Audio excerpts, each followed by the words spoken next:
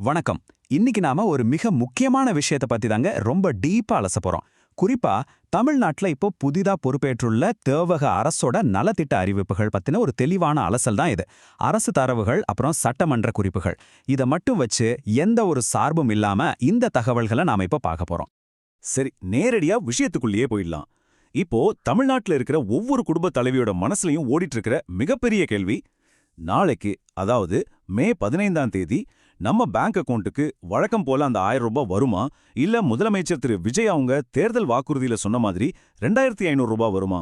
இதுதான் அந்த billion dollar கேள்வி இல்லையா? இதற்கான விடையத்தான் நாம இன்னைக்கு தேடப் போறோம். இத பத்தி தெரிஞ்சுக்கிறதுக்கு முன்னாடி புதிய அரசோட அந்த வாக்குறுதியை நாம கொஞ்சம் புரிஞ்சுக்கணும். தவக தலைவர் திரு விஜய் அவங்க முதலமைச்சரா பதவியேற்ற உடனே அவரோட தேர்தல் அறிக்கையில ரொம்ப முக்கியமா பேசப்பட்ட ஒரு திட்டம் தாங்க இந்த மதிப்புமிகு மகளிர் திட்டம். அதாவது ஏற்கனவே இருக்கிற மகளிர் உதவித்தொகையை இன்னும் கொஞ்சம் அப்கிரேட் பண்ணி பெண்களோட வாழ்வாதாரத்தை இன்னும் ஸ்ட்ராங் ஆக்கணும் அப்படிங்கறத இதோட முக்கிய நோக்கம். இப்போ இந்த ரெண்டு திட்டங்களுக்கும் இடையில இருக்கிற வித்தியாசத்தை கவனிச்சிங்கன்னா ஒரு இன்ட்ரெஸ்டிங்கான விஷயம் உங்களுக்கு புரியும். முந்தைய அரசு மாசம் 1000 ரூபாய் கொடுத்துட்டு இருந்தாங்க. ஆனா இந்த புதிய மதிப்புமிகு மகளிர் திட்டம் மூலமா அந்த தொகை மாசம் 2500 ரூபாயா உயர்த்தப்படுது. அது மட்டும் இல்லாம இதுல சில புதிய விதிமுறைகளும் இருக்கு. 60 வயசு வரை உள்ள குடும்ப தலைவிகள் எல்லாருக்கும் இது பொருந்தும். ஆனா மாநில மற்றும் மத்திய அரசு ஊழியர்களோட குடும்பங்களுக்கு இதுல இருந்து விலக்களிக்கப்பட்டிருக்கு. இது எந்த அளவுக்கு ஒரு விரிவான திட்டம்னு இப்போ உங்களுக்கு ஓரளவு ஐடியா கிடைச்சிருக்கும். உடனே உங்களுக்கு ஒரு சந்தேகம் வரலாம். புதுசா ஒரு அரசாங்கம் வந்தாச்சு, அப்புறம் என்ன உடனே இந்த திட்டத்தை கொண்டு வந்துட வேண்டியது தானே அப்படின்னு தோணலாம். ஆனா பிராக்டிக்கலா யோசிச்சு பாருங்க. ஒரு அரசாங்கத்துல, அதிலும் குறிப்பா ஒரு மாநிலம் முழுக்க செயல்படுத்தப்படுற ஒரு மாபெரும் திட்டத்தை அப்படி ஒரே ராத்திரியில மாத்திர முடியுமா? கண்டிப்பா முடியாதுங்க. தற்போதைய திட்டத்தோட அந்த பிரம்மாண்டமான கட்டமைப்பை நம்ம கொஞ்சம் புரிஞ்சுக்கணும். 1.5 கோடி.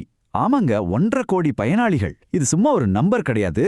தற்போதைய திட்டத்தை நம்பி இருக்கிற 1.5 கோடி குடும்பங்கள். நீங்களே கொஞ்சம் கற்பனை பண்ணி பாருங்க. இவ்ளோ பெரிய டேட்டாபேஸ்ல ஒரே நைட்ல ஒரு பெரிய சேஞ்ச் கொண்டு வருது அப்படிங்கிறது ஒரு சாதாரண விஷயம் கிடையாது. ரொம்பவே பெரிய சவால். அதனால தான் எடுத்த உடனே புதிய திட்டத்தை அமல்படுத்துறதுல சில நடைமுறை சிக்கல்களும் அதுக்கான டைம் எடுக்கும் அப்படிங்கிற யதார்த்தத்தையும் நாம ஏத்துக்க வேண்டியிருக்கு. அப்போ இந்த புதிய 2500 ரூபாய் திட்டம் வர்றதுக்கு எவ்வளவு நாள் ஆகும்? அரசு தரப்பிலிருந்து இதுக்கு ஒரு 6 மாச கால அவகாசம் தேவைப்படும் சொல்லியிருக்காங்க. உடனே ஏன் இந்த 6 மாச காலதாமதம் அப்படின்னு நாம இதை ஒரு நெகட்டிவ் ஆங்கிள் பார்க்க கூடாது. ஒரு சிஸ்டத்தை எந்த ஒரு தப்பும் இல்லாம ரொம்ப பெர்ஃபெக்ட்டா பில்ட் பண்றதுக்கு அரசாங்கத்துக்கு தேவையான ஒரு டைம். அவ்வளவுதாங்க இது. இந்த 6 மாசத்துல அவங்க என்ன பண்ண போறாங்க அப்படிங்கறத ஒரு ஸ்டெப் பை ஸ்டெப் ப்ராசஸா பார்க்கலாம். முதலாவதா அரசோட நிதி நிலைமை பத்தின ஒரு வெள்ளை அறிக்கை, அதாவது ஒயிட் பேப்பர் ரெடி பண்ணணும். அதுக்கப்புறம் இந்த புது திட்டத்துக்கான தகுதிகள் என்னென்ன அப்படிங்கறத முடிவு பண்ணி அதிகாரப்பூர்வமா ஒரு அரசாணை, அதாவது ஜியோ ரிலீஸ் பண்ணணும். அதுக்கப்புறம் தான் புதுசா அப்ளை பண்றவங்களுக்காகவும் ஏற்கனவே விட்டு போனவங்களுக்காகவும் புதிய விண்ணப்ப முகாம்கள் நடத்தப்படும். இந்த எல்லா ப்ராசஸும் முடிஞ்சதுக்கு அப்புறம் தான் திட்டம் முழுமையா அமலுக்கு வரும். லாஜிக்கலா பார்த்தா இது ரொம்பவே சரியான ஒரு அட்மினிஸ்ட்ரேட்டிவ் ப்ராசஸ் இல்லையா? சரி, புது திட்டத்துக்கு 6 மாசம் ஆகும்னா நாளைக்கு மே 15ஆம் தேதி என்ன நடக்கும்? இதே கேள்விதாங்க நம்ம சட்டமன்றத்திலையும் ரொம்ப வலுவா எதிரொலிச்சது. கடந்த மே 13ஆம் தேதி நடந்த சட்டமன்ற கூட்டத்தொடர்ல இது சம்பந்தமா ஒரு மிக முக்கியமான விவாதம் நடந்துச்சு. இதை நம்ம எந்த ஒரு பொலிட்டிக்கல் சார்பும் இல்லாம அங்க பதிவான ஆவணங்கள் அடிப்படையில் மட்டும் பார்க்கலாம். அன்னைக்கு சட்டமன்றத்துல பேசின எதிர்க்கட்சி தலைவர் திரு உதயநிதி ஸ்டாலின் அவங்க ஒரு முக்கியமான கோரிக்கையை முன்வச்சாங்க. அதாவது முந்தைய ஆட்சியில தொடர்ந்து வழங்கப்பட்டு வந்த அந்த 1000 ரூபாய் தொகையை பெண்களோட நலன் கருதி எந்த தடையும் இல்லாம ஒவ்வொரு மாசமும் 15ஆம் தேதி கரெக்டா அவங்க பேங்க் அக்கவுண்ட்டுக்கு கொண்டு போய் சேர்க்கணும் அப்படின்னு அவர் வலியுறுத்தினாரு. இது எதிர்க்கட்சி தரப்புல மக்களோட எதிர்பார்ப்பை அப்படியே பிரதிபலிக்கிற ஒரு விஷயமா சட்டமன்றத்துல பதிவாகியிருக்கு. இதுக்கு தவைய அரசோட பதில் என்னவா இருந்துச்சு தெரியுமா? முதலமைச்சர் இந்த கோரிக்கையை நிச்சயம் பரிசீலனை பண்ணுவாரு அப்படின்னு தெரிவிக்கப்பட்டிருக்கு. அது மட்டும் இல்லாம முந்தைய அரசால கொண்டு வரப்பட்ட தமிழ் புதல்வன் மாதிரியான மக்கள் நல திட்டங்கள் எல்லாமே எந்த ஒரு தடையும் இல்லாம தொடர்ந்து செயல்படும் அப்படின்னு தவைக அரசு சட்டப்பேரவையில ரொம்ப தெளிவா உறுதியளிச்சிருக்காங்க. ஆட்சி மாறினாலும் மக்களுக்கான நல்ல திட்டங்கள் மாறாது அப்படிங்கிறத உறுதிப்படுத்துற ஒரு விஷயமா தான் இதை பார்க்க முடியுது.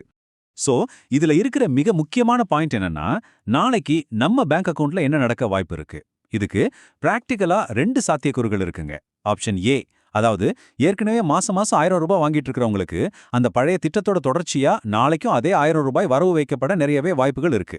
ஆப்ஷன் பி, ஒருவேளை நாளைக்கு பணம் வரல அப்படின்னா பழைய திட்டத்தை நிப்பாட்டிட்டு முழுமையா அந்த புது மதிப்புமிகு மகளிர் திட்டத்துக்கான வேலைகளை அரசாங்கம் ஸ்டார்ட் பண்ணிடுச்சு அப்படின்னும் 6 மாசத்துக்கு அப்புறம் நேரடியாக 2500 ரூபாயாவே கொடுப்பாங்க அப்படின்னு நம்ம புரிஞ்சுக்கலாம். நாளைக்கு இதுல நமக்கு ஒரு கிறிஸ்டல் கிளியர் ஐடியா கிடைச்சிரும். இப்போ இதுவரைக்கும் எந்த ஒரு உதவித்தொகையும் வாங்காத ஆனா இந்த புது 2500 ரூபாய் திட்டத்துல சேரணும்னு ஆசையா காத்துட்டு இருக்கிறவங்களோட நிலைமை என்ன? அவங்க அடுத்து என்ன பண்ணணும்? நீங்க இப்போ பெனிஃபிஷியரியா இல்ல அப்படின்னாலும் கொஞ்சம் கூட டென்ஷன் ஆக வேண்டாம். உங்களுக்கு இதுல கண்டிப்பா வாய்ப்புகள் இருக்கு. நீங்க செய்ய வேண்டியதெல்லாம் இது ஒண்ணுதாங்க. முதல்ல அரசாங்கம் ரிலீஸ் பண்ண போற அதிகாரப்பூர்வமான அந்த கைட்லைன்ஸ் வர்ற வரைக்கும் கொஞ்சம் பொறுமையா வெயிட் பண்ணுங்க. அடுத்த சில மாசங்கள்ல இதுக்காகவே புதுசா அப்ளிகேஷன் கேம்ப்ஸ் தமிழ்நாடு முழுக்க போடுவாங்க. அதை கண்டிப்பா மிஸ் பண்ணிடாதீங்க. அதுக்காக உங்களோட ரேஷன் கார்டு, ஆதார், அப்புறம் பேங்க் பாஸ்புக் இந்த மாதிரி முக்கியமான டாக்குமெண்ட்ஸ் எல்லாத்தையும் இப்போவே அப்டேட் பண்ணி ரெடியா வச்சுக்கோங்க. எப்போதுமே ஒரு படி முன்னாடி தயாரா இருக்கிறது ரொம்ப நல்லது இல்லையா? இந்த மொத்த ஆட்சி மாற்றமும் சரி, இந்த திட்ட மாற்றமும் சரி, தமிழ்நாட்டு பெண்களோட வாழ்க்கையில ஒரு பெரிய எதிர்பார்ப்பை உருவாக்கியிருக்கு. ஃபைனலா உங்ககிட்ட ஒரு கேள்வி. இந்த புதிய திட்டத்தை கரெக்டா எக்ஸிக்யூட் பண்ண அரசு கேட்கிற இந்த 6 மாச டைம் லாஜிக்கலா சரியானது தானே நீங்க நினைக்கிறீங்களா? அப்புறம் நாளைக்கு உங்க அக்கவுண்ட்ல பணம் வரும்னு நீங்க எதிர்பார்க்கறீங்களா? இத பத்தி கொஞ்சம் யோசிச்சு பாருங்க.